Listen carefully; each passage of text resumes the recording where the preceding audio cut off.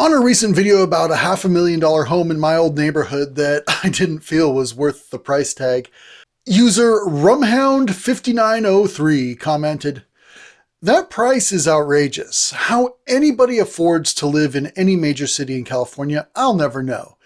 You mentioned you're from California. Have you visited Cambria, California? As a former resident, why did you move so far away?" I ask because California is a big state. Is everywhere unaffordable? What are you missing since moving, and would you ever live there again? Rumhound, that's a great question. I'm glad you asked, and we're going to get into it right now.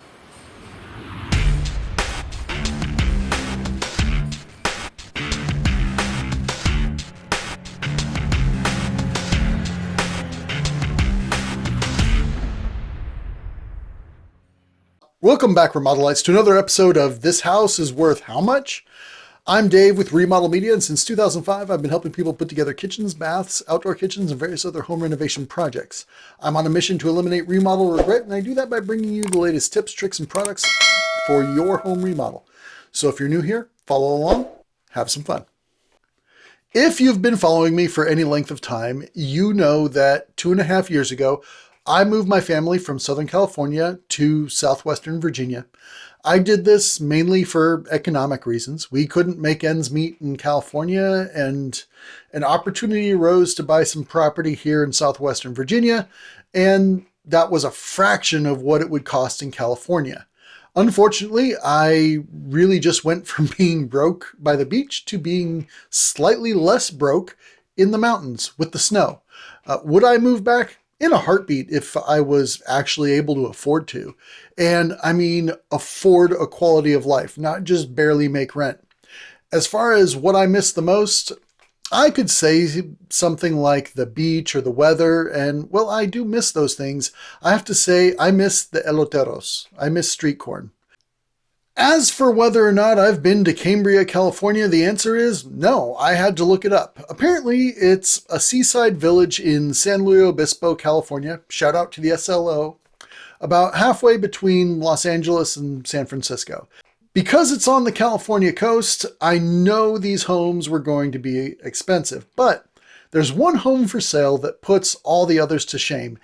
It's a $30 million home, 12 bedrooms, 15 baths, 35,755 square feet, located at 7292 Exotic Garden Drive in Cambria, California. The estimated monthly payment for this is over $200,000. It's listed as a single-family residence on a 78.5-acre lot. For reference, what you and I would consider a very large home would be about 3,000 square feet, meaning this is over 11 times larger than what you and I would consider a large home. This makes the Fresh Prince Banks mansion look like a storage shed. Can you imagine living in a place like this? The driveway, if you can even call it that, has a fountain in the middle of it. I'd be too scared to drive on that. Can you imagine cleaning up the oil stains? Oh my God, you guys, there's a griffin over the front door. All the pillars and the statues, very Romanesque. How often do you think about the Roman Empire? Well, if I lived here, I'd think about it just about every day. I feel like calling this the living room is an understatement. This is a freaking ballroom if you clear out the furniture. Look at that chandelier. You know those are real crystals too. And matching sconces with the same crystal accents. That's a hotel lobby right there. That's not a living room.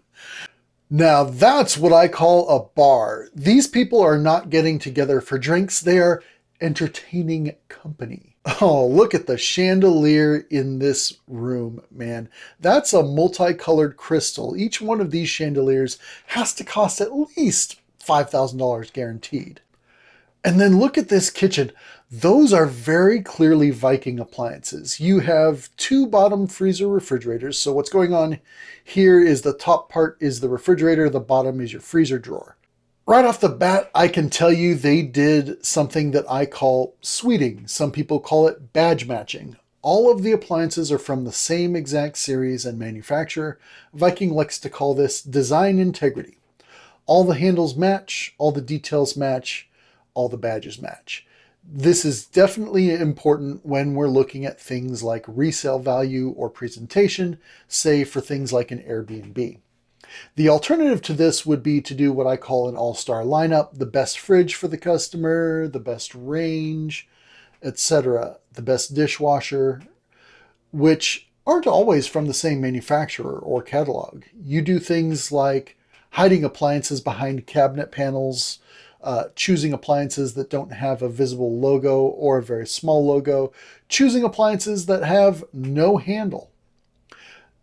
To the right of that, you have an under-counter wine unit, and to the left looks like an ice maker, possibly a trash compactor. A sink in the island and a sink in front of the window. An interesting faucet choice they went with. They went with what appears to be either chrome or polished nickel. I really would have expected to see some bronze or brassy colors, but if that's polished nickel, that might work. Double oven with a microwave and commercial range, the hood concealed in the cabinetry, and a TV over the range. They were doing some cooking demos, I guarantee you. Oh my gosh, you guys, I recognize that faucet. That is the Kohler Venata, and it was available in polished nickel. It's been discontinued for a few years now, and that sure looks like a Kohler Executive Chef undermount sink, too. This kitchen alone probably cost more than your house. If I had to estimate the material and installation cost on this kitchen alone, we are well over $250,000. Excuse me, my dear, I'm going to retire to the study.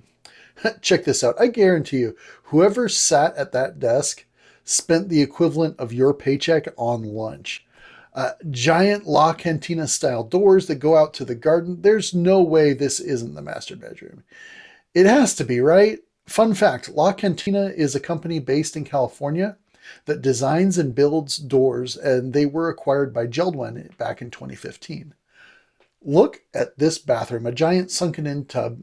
Is it bad that whenever I see steps like that leading up to a tub, my first thought is that the designer really said, universal design? What's that? Disabled access? For who?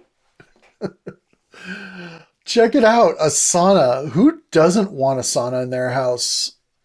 Well, my wife, probably.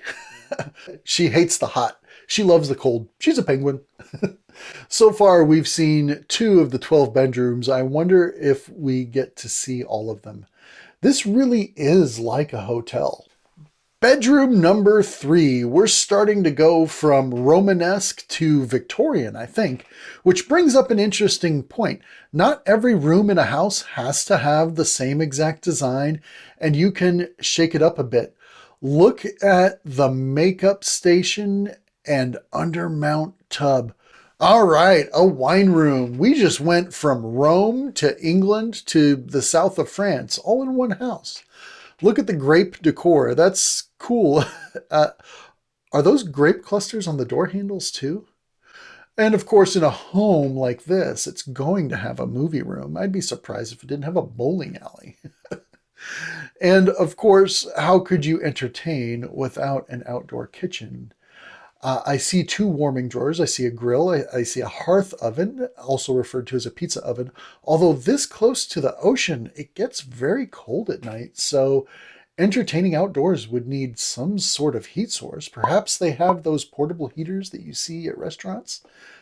They certainly don't seem to have any permanent source of heating installed. Well, I guess there is that little fireplace right there. It's hard to imagine how much heat that would produce. Has to be more for ambiance. Wait, are those cauldrons of fire?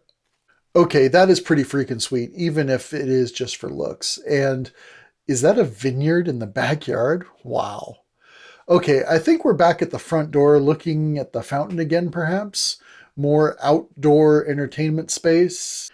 Here we are with our back to the vineyard facing the back door. And what is this? Is that a garage? It is a garage. This is the fanciest garage I've seen. Maybe the second fanciest. A grand piano and a bar to gather and admire your Rolls-Royce collection. And then what is this? A banquet hall? And is that some kind of chapel, perhaps? Look at the acreage. You can start your own commune. Wow.